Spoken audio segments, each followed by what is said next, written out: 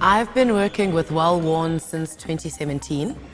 And I think the main aim of Well-Worn is to make people aware of the ecological matters that are happening in the world, the climate crisis, urgency more than anything. I think the biggest problem is the fact that there isn't an urgency put to it when we discuss these matters. It's always discussed as something that's far away or happening one day. And the main aim of Well-Worn is to bring it to the immediate urgency that it is. And the first one we did was plastocracy in 2017, and it mainly focused on alerting people about plastic and the effects of plastic in the ocean and on our planet. But the beautiful thing about it is that it's quite nostalgic, because when I think back, it was puppeteering, right? Which isn't my normal form of theater. Normally it's realism or maybe physical theater or poetry, but this was puppetry. Yeah. And we created, Jeffrey was the name of the puppet we used, and he was made out of plastic, recycled plastic. And it was quite beautiful because my role in that was actually the heartbeat. I was puppeteering the heartbeat, and that had a lot of breath work, which is a beautiful memory in its own, but it basically alerted people about the emergency of plastic in the ocean and how it affects us, because I think sometimes we put things a bit too distant, and yeah, it brought it more closer to how it affects people every day. Before plastocracy, I was clueless to what's happening around the world. I mean, I've heard about it in school and stuff, you know, global warming and stuff, but this was the first time that I was facing it firsthand and finding out that we are consuming so much plastic in our daily lives, and being part of that production really broadened my spectrum and opened my mind to what's actually happening. Yeah. And then there was Galela, which was in 2018. Galela was 2018, moving away from plastic. Now this play specifically focused on water and the urgency of how our rivers are being polluted and how, you know, some places don't have water at all. And basically it was 3 school kids who came together to save the town's water. And it was a beautiful production as well, because we toured to schools and yeah, we shared it with the kids there. The last one was Burning Rebellion, which we did in 2019, which was a different take altogether, more of like a protest poem. And it was devised as well.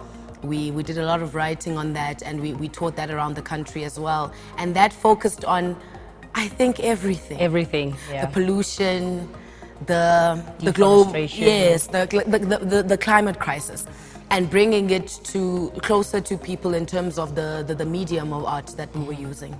And I think also the approach of poetry for Burning Rebellion, as opposed to the theater stuff that we were doing before, I think it had more of an impact. It did. When you were saying it as a poem. It was more effect and direct, and yeah, I think it got the message across more loudly than the other plays, which was also really powerful and beautiful to be a part of as well. We always take it by firstly doing the research, so we'll start by finding out what it is that, let's say for instance, we are talking about plastic. So with plastocracy, we then went to a recycling plant where they recycle plastic, and we just found out that how much plastic actually gets recycled from landfills, from the ocean, from all over the place. From there, we then take that information and we come into a room where we devise amongst ourselves and talk about how we can put it onto the floor and how we can bring it to life, basically, make it more fun for audience to watch. And then from there, that's where we start playing around with music, with sound, with storytelling, and putting together and improvising and making one whole piece. With Burning Rebellion, I think the name itself speaks a lot, because the director's focus and our focus as the devisers of the piece was really to bring the emergency of things about the climate crisis, and really talking not only to the government but to ourselves. How do we play a role in things? And we thought poetry, performance poetry, would be a beautiful way to bring that in, as it's closer to the people, it reaches people, and it's more presentational than representational in terms of theater work. I think climate change and the climate crisis is a social and ecological issue, because my main thing as a deviser in the project was to find my entry point.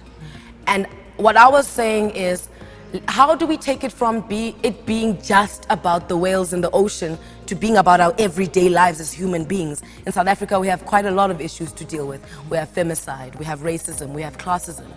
How do you make it matter, right? And my entry point with that was, how does it affect me and the people who look like me?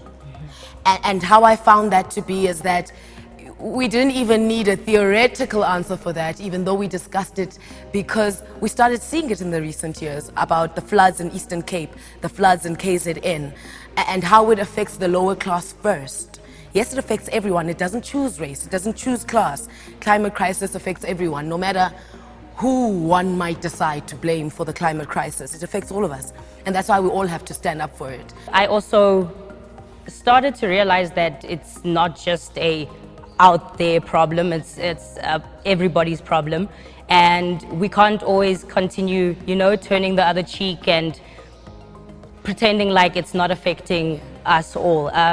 Whether it's lower class or higher class, we all feeling the heat. We all going to, go through whatever Mother Nature is going through as well.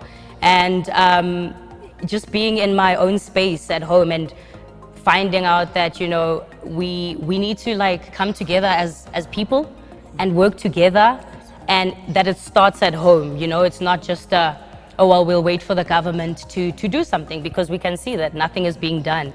So it needed to be us who take this challenge onto ourselves. And I think Burning Rebellion was beautiful in that it really did tackle all the social issues we're going through, the ecological issues that we're going through and facing as humans. And what do we do? How do we begin?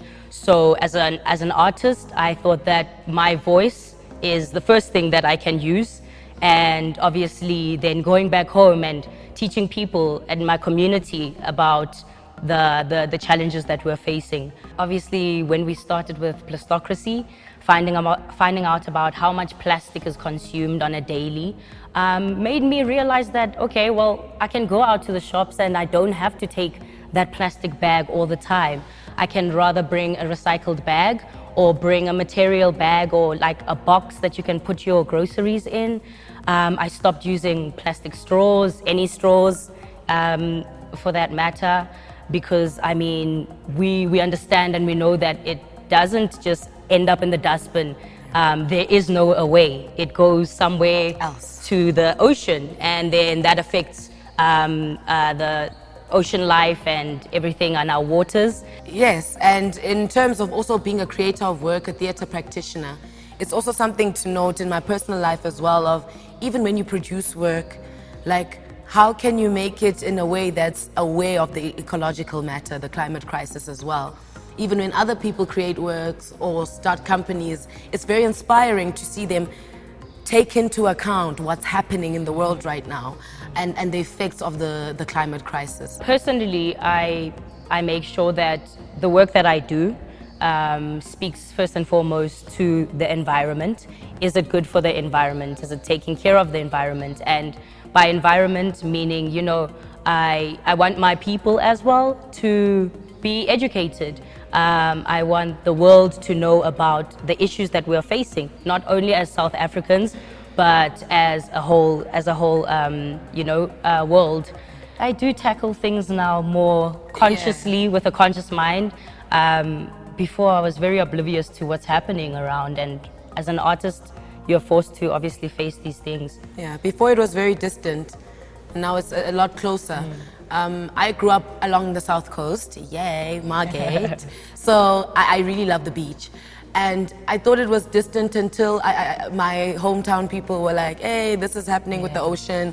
This is affecting us now. We can't go to the beach. And, all those problems that could arise. This happened, or headlines about what's happening in the ocean and all those effects. And it's sad because, number one, it affects that childhood beautiful memory of just going to the beach and knowing that it will always be there as the ocean with what it provides. And so in my everyday life, it's become important to be aware of those things, and in my work. I believe live theatre is a powerful tool, and I've definitely experienced it over the few years that we've worked with Well Worn, especially through particularly Burning Rebellion. I think number one, what makes it so powerful is the fact that it's here and now. It can't be cut, it can't be edited, we can't, the energy is the energy. It's a conversation of energy between you and the audience. That immediacy, once again. The audience's reaction towards Burning Rebellion is always just, it's amazing. It's mind-blowing. I think it's because of how we've tackled and devised Burning Rebellion in particular. With a normal play, you know, you start, the audience settles down, and then the play begins.